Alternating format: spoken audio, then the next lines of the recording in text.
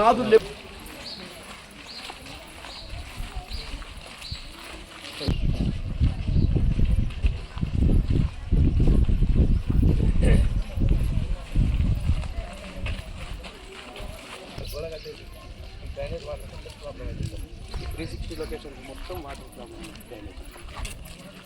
మొత్తం అసలు వాటర్ ఇళ్ళ దగ్గరకు వచ్చి డ్రైనేజీలు ఇట్లా స్టక్ అయిపోయి చెత్త ఈ రోడ్లో నడవలేము సార్.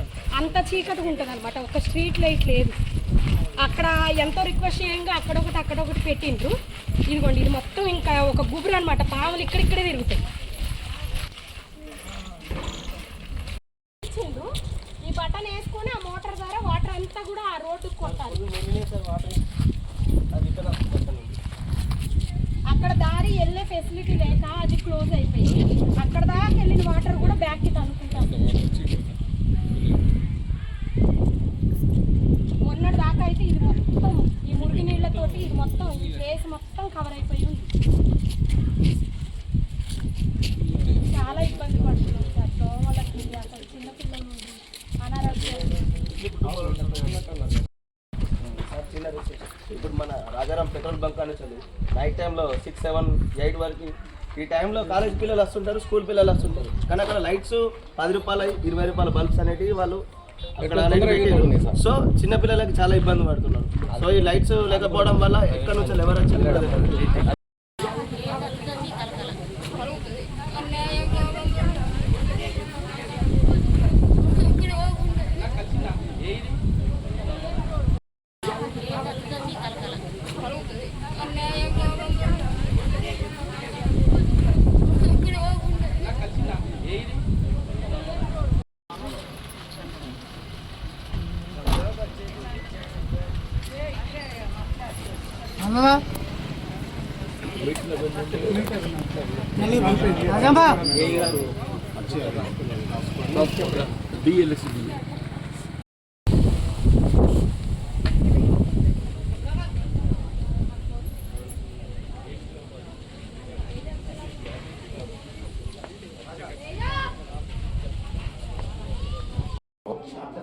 ఫస్ట్ ఫేజ్లో ఏదైతే ఒక 500 ఇళ్ళు అలొకేట్ చేయడం జరిగింది.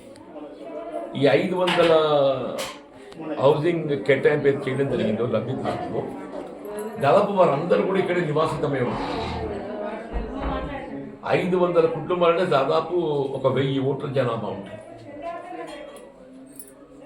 రాష్ట్ర ప్రభుత్వం ఏదైతున్నదో ఈ నూకపల్లి డబుల్ బెడ్రూమ్ హౌసింగ్ సంబంధించి 2 మున్సిపల్ వార్డ్స్ అదనంగా చేయాలని చెప్పని ప్రభుత్వ ఉత్తర్వులు జారీ చేసింది. ఈ 2 మున్సిపల్ వార్డ్స్ కూడా ప్రత్యేకించి నూకపల్లి కొరికే వాటిని కేటాయింపు చేయడం జరిగింది. సో దట్ ఇక్కడి కౌన్సిలర్ ఇక్కడే ఉన్నట్టయితే ప్రజాప్రతినిధి ఇక్కడ అవసరమైన శానిటేషన్ కానీ, వీధి దీపాలు కానీ, డ్రింకింగ్ వాటర్ కానీ, ఇతర సమస్యలు ఏమున్నా కానీ వాటిని పట్టించుకునే అవకాశం ఉంటుంది. కానీ దురదృష్టం ఏంటంటే నేను లిఖితపూర్వకంగా జిల్లా కలెక్టర్ గారి దృష్టికి తీసుకెళ్ళింది, సంబంధిత అధికారుల దృష్టికి తీసుకెళ్ళాను. దాదాపు 1 ఇయర్కి ఫాలోఅప్ చేస్తే కూడా ఇవాళ ఇక్కడ అలొకేట్ చేయబడ్డ ఈ 2 మున్సిపల్ వార్డ్స్ ఏదైతుందో జగిత్యాల అంటే గత మున్సిపాలిటీకి తరలించి అక్కడనే రీలొకేట్ చేశారు, పునర్విభజన చేశారు. ఇప్పుడు రాబోయే 5 సంవత్సరాల కాలం ఏదైతుందో ఇక్కడ స్థానికుడు మనకు మున్సిపల్ వార్డ్ కౌన్సిల్ ఉండే అవకాశం లేదు. బయట ప్రాంతం వాడు వచ్చి ఇక్కడ మనం ప్రాతినిధ్యం వహించాలి, మన సౌకర్యాలు గమనించాలి. స్థానికుడు ఉంటే ఏ విధంగా ఉంటుంది, బయట ప్రాంతం వాడు ఉంటే ఏ విధంగా ఉంటుందో దయచేసి మీరు ఆలోచించండి. అంటే స్థానిక సంస్థలు ఇంత నిర్లక్ష్య ధోరణి పనికిరాదు. వాళ్ళ గత ప్రభుత్వానికి ఈ ప్రభుత్వం మార్పు వచ్చింది, మార్పు రావాలని కోరుకున్నాం. వాస్తవం ఏదైతుందో ఆనాడు ఉమ్మడి రాష్ట్రంలో నేను అలాంటి శాసనసభ్యుడిగా ఉన్నప్పుడు జగిత్యాల పట్టణంలో నిరుపేదలకు ఇండ్లు లేనటువంటి వారికి ఏదైతుందో ఒక సొంత ఇంటి కళ నెరవేర్చాలని చెప్పని దాదాపు 200 ఎకరాల స్థలాన్ని సమీకరించి 4000 ఏదైతుందో సొంత ఇంటి గృహ నిర్మాణ కార్యక్రమాన్ని మంజూరు చెప్పడం జరిగింది.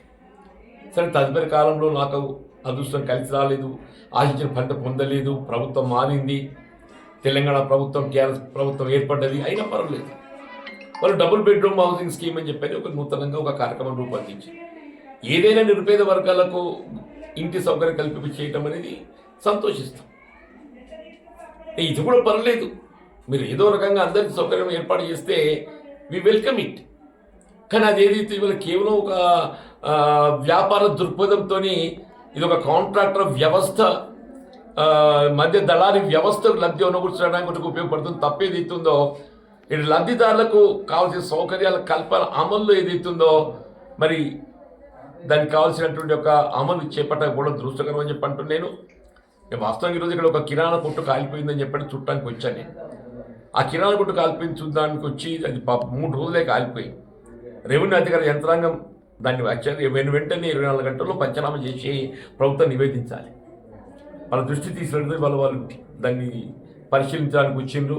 ఇక్కడికి వచ్చేవరకు 500 గృహాలు ఉండే లబ్ధిదారులు అందరూ ఏదైతున్నదో వారికి ఉండే సమస్యలు, ఇక్కడ సేఫ్టీ ట్యాంక్ అయితే నిర్మాణం చేసిండ్రు. ఇక్కడ దీనికి కనుక్కునే పాయింట్ లేదు కాబట్టి ఇక్కడ నుండి వాటర్ ఏదైతుందో మరి లిఫ్ట్ చేసి ఇతర ప్రాంతానికి దాన్ని తరలించాలి పైప్ లైన్ ద్వారా. ఇంతవరకు ఆ మోటార్ల ఆపరేషన్ లేదు. ఆ మురుగునీరు అనేది ఆ సేఫ్టీ ట్యాంక్లో అట్లే నిలిచిపోతుంది, జామ్ అయిపోయి మళ్ళీ రివర్సల్ అవుతుంది. కానీ అది లిఫ్ట్ కావటం లేదు. ఏదైనా ఇంత నిర్లక్ష్యం పనికిరాదు. నేను తప్పకుండా ప్రభుత్వ అధికారులు ఇంతగా దృష్టి తీసుకెళ్ళి ఇప్పుడు మీ ముందే మున్సిపల్ కమిషనర్ గారితో మాట్లాడా, శానిటేషన్ డిపార్ట్మెంట్తో మాట్లాడా, ఇక్కడ ఉండేటువంటి సమస్యలు కొంతమేర కన్నా మేము పరిష్కరింపజేయడానికి మేము ప్రయత్నం చేస్తాము తప్పకుండా. ఏదైనా దయచేసి పరిస్థితులకు అనుగుణంగా మనం పనిచేయడం జరుగుతుంది. మీకు ఇక్కడ ఏ సమస్య ఉన్నా కానీ నేనైతే నాకు ప్రజా జీవితం 4 దశాబ్దాలకి ఈ ప్రాంతంతో అనుబంధం అమ్మ. అంటే వాస్తవం ఇల్లు లేనటువంటి వారికి ఇంటి సౌకర్యం కల్పింప చేయాలని ఆలోచించింది ఆనాడు. అప్పుడు 2008-9లో నా ఆలోచనకు అనుగుణంగా నేను భవిష్యత్తులో నాకు ఏ హోదా ఏ స్థాయిలో ఉన్నా కానీ ఈ నూకపల్లిలో నివాసితమయ్యేటువంటి ఒక లబ్ధిదారులకు కావాల్సిన సౌకర్యాల కల్పన నా వంతు బాధ్యత చేపడతాను. ఈ 500కే పరిమితం కాదు, ఇంకా 4000 ఇండ్ల లబ్ధిదారులు ఏదైతే ఇక్కడ చేరేది ఉన్నదో ఆ 4000 ఇండ్ల లబ్ధిదారులు చేర్చడానికి, వారికి కావాల్సిన మౌలిక సదుపాయాలు కల్పింప చేయడానికి ఇవాళ మున్సిపల్కి ఏదైతుందో నేను ఒక NGO ఆర్గనైజేషన్గా అయినా పర్లేదమ్మా, నా వంతు బాధ్యత నిర్వర్తించి మీ శానిటేషన్ కానీ, డ్రింకింగ్ వాటర్ కానీ, వీధి దీపాలు కానీ, ఇతరత్ర మతలు ఏవైనా కానీ నేను బాధ్యతతో నేను నా వంతు నేను సహాయకారిగా ఉంటానని చెప్పి మనం చేస్తున్నాను.